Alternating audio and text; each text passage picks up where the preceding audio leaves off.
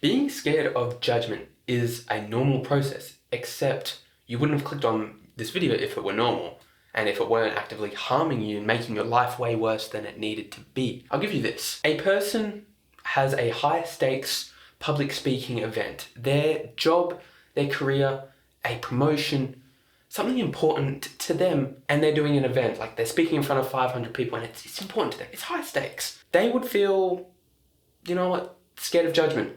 They would feel anxious. That's normal. The way they experience this is the same way that people with social anxiety experience the most basic of situations. Basic situations in which demand nothing from us, realistically. We are so scared, we are so in our own heads, and we are so scared of being judged. Like, realistically. Okay, old me, going up to a stranger and having a 2-second conversation, asking a question. How would that be experienced in my system, in my nervous system? Okay, well, I'd overthink how to say it. I'd feel anxious, my chest would beat faster, throat would not like that. It'd be hard to get the words out. Why? And then I'd possibly ruminate on the conversation afterwards. Like if I said maybe one word of the situation, a bit weirdly, I'd be like, man, that guy fucking hated me. I'm such a useless piece of shit. Oh, I'm so cringe. Overthinking, ruminating, I can't be conscious. I can't just be free in the social situation. A 2-second conversation, I can't be there, present in the conversation, because I'm so in my own head. Because I need the situation to go well, I'm attached to the outcome, I'm attached to who I am, there's all of this fucking shit going on, and you can't just be. You can't do the most simplest things, going up to a stranger and having a normal conversation. And as you can probably tell, I used to be the exact same way as you. I wouldn't be able to really describe that if I'd never experienced that. But it is possible to go from that to being able to see a cute girl at the beach, be like, it'd be cool to talk to her. And then you move your legs, and then you go talk to her. And there's nothing going on up here. It is possible to be able to do that, believe it or not. Did take a lot of work, did take years of trying to figure this shit out, but there is an actual process that can get you what you want. So now, I want you to think of why are you scared of judgment in the first place? Before I go on, I want you to think about it. What's your best guess?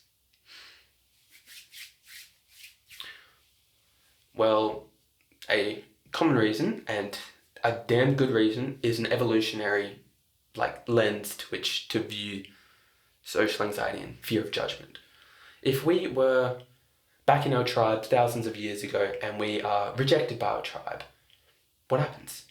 We die. If we don't fit in, if we don't fit in with our tribe, we are kicked out and die. That's what we have evolved to learn. And we have evolved to learn to fear judgment, because if other people judge you in a negative way, what is the likely scenario that results as a cause of that? You get kicked out of the tribe. Okay, that's a good function. That makes sense. If we're kicked out of the tribe, we'll die. Okay. But why does yours manifest? If you're disliked, you can die. If the girl that you just asked rejects you, are you fundamentally a piece of shit and going to die? Has anything changed about you from one moment to another? If a stranger looks at you and judges you and thinks that, wow, that insecurity of yours is really showing and it makes you look like such a horrible human being, does that really affect you? Beyond the thoughts in your mind, does that affect your survival? In the same way that judgment affects your physical survival, you're going to get kicked out of the tribe. Does it actually affect anything? No, it doesn't. It's not logical at all, is it? Now, let's explain why we've built this up in our mind to actually fear judgment so much and so irrationally? Let's explain belief systems and a bit of conditioning. I'm going to have full videos on these in the future, but I'll just present a brief overview. So first of all, we have experiences in our life. Thousands, millions of experiences from one moment to the next to the next. Think of it like a projector projecting out a movie, frame by frame by frame. Our experiences are each of the frames. We conclude things about ourselves and about reality from those experiences. We have an experience, we see that basically we learn how we need to act, how we should act, and how reality actually works. So for example, you touch a hot plate when you're younger, your hand fucking burns. You learn, hey, don't do that, hand burns, no, bad. Now you've created a belief in your mind that touching a hot plate while it is on burns me. And now come a future situation where you see a hot plate, you realize, don't do that, that's stupid, that burned my hand. Now, in the same way that you learned that hot plate is bad, imagine you're in a social situation when you're like 10 years old. You want to make a joke to your entire class, you say the joke, but instead of the joke landing, everyone laughs at you. You're a fucking idiot. And on top of that, the teacher says and tells you to shut up. Eesh. What happens there? What do you learn about yourself and reality from that little experience you've had? That's an emotionally charged fucking little event that just happened, isn't it? Ooh, okay, don't tell a story. Don't try and make people laugh. That's fucking bad. My life is on the line at that point. Because at that point, we can't really tell that. Well, we can't really like take a bird's eye view and be like, if the people in my class don't like me, I'm not going to die. We literally experience it like we're going to die. Like it's that evolutionary case of being kicked out of the tribe. And as a result of this experience, we create beliefs.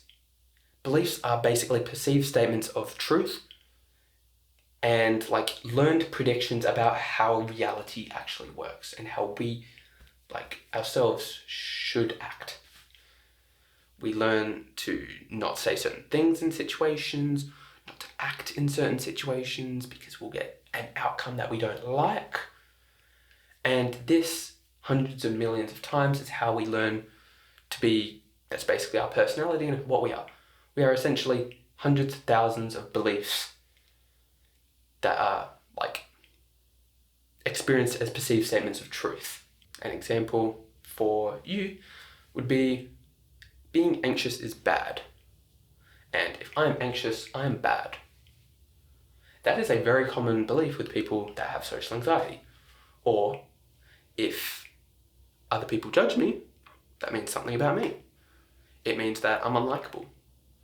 We have learned to make the conclusion that them not liking us or them judging us for half a second means something about us. We have so many of these limiting beliefs. I'm going to list off the main beliefs that cause fear of judgment and social anxiety.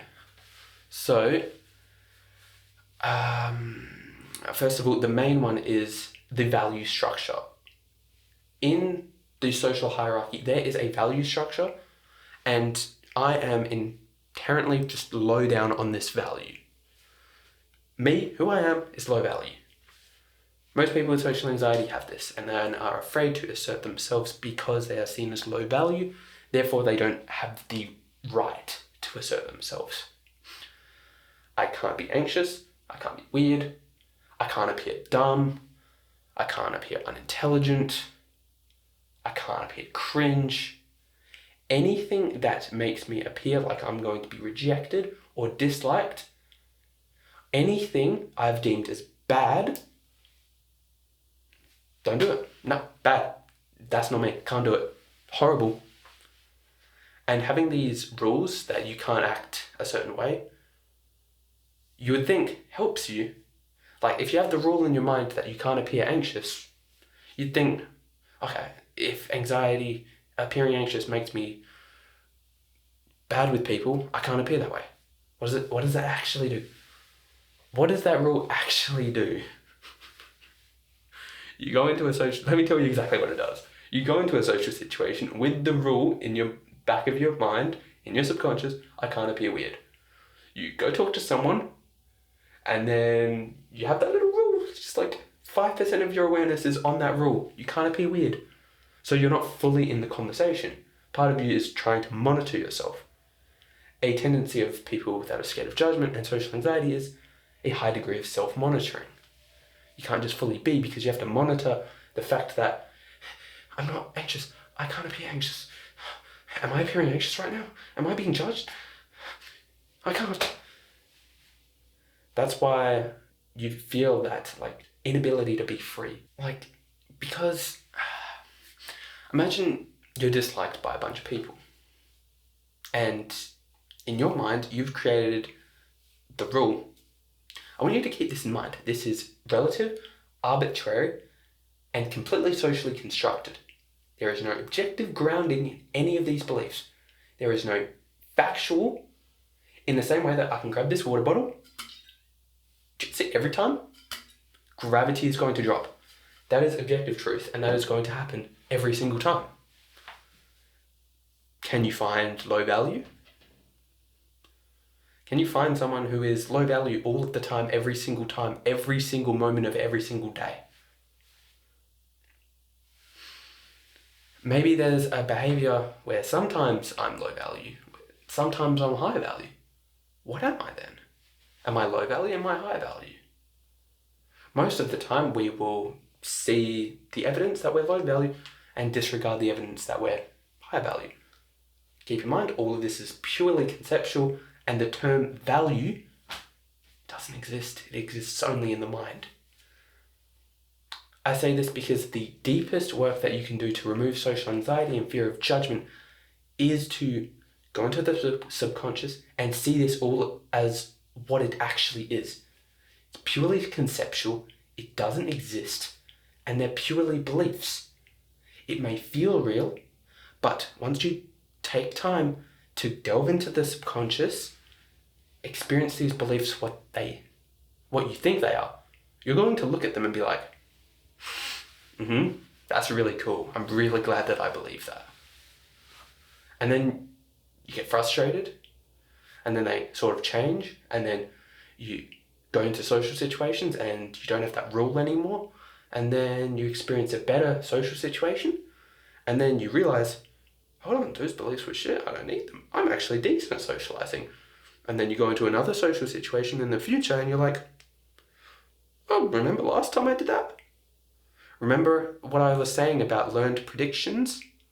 We've predicted how we're going to behave, so we predict again. We'll be like, yeah, okay, that's what happened last time. Go into another social situation and we learn that the last time wasn't a fluke. Okay, I'm fine. These beliefs are shit. And then another one. And then gradually with each exposure, you learn that the belief's crap. Don't need it. So what I suggest is a two-pronged attack. You do exposure therapy, but first, you need to go into the subconscious. Deep down, I'll make a video just entirely about this, about how you can go into the subconscious, find those belief statements that are bullshit, ruining your life, and making you act as a robot, and making you act inhibited. Find them, root them out, understand them, understand what keeps them alive, and question them, and then replace them with something better. Because that is something that you can do, and you have the power to do it. You're not stuck, you're not a victim. You might have been dealt a worse hand, but ultimately you can change, and you can do this. The only thing that you need is the belief that you can change. And then once you develop that, watch a lot of my resources, my videos. And then you'll start being able to put the dots together. Okay, that belief I have about myself is just crap. It's just there's no actual grounding in reality. And then you use some breathing techniques, or you use some techniques to calm yourself down in social situations, and then you experience a new social situation where it's easier and better, and then you do it again, and then you do more belief work, and then it's just, you soon learn to just drop everything that once held you and inhibited you, because you fundamentally don't need it. You just don't need it. You will learn that at the core of yourself, that you don't need these beliefs. So yeah, that is the video. I appreciate you watching. I hope you do like and sub. It helps me out a lot. And if you want to, share your experience with social anxiety down in the comments and tell me what you thought of the video. So yeah, bye-bye.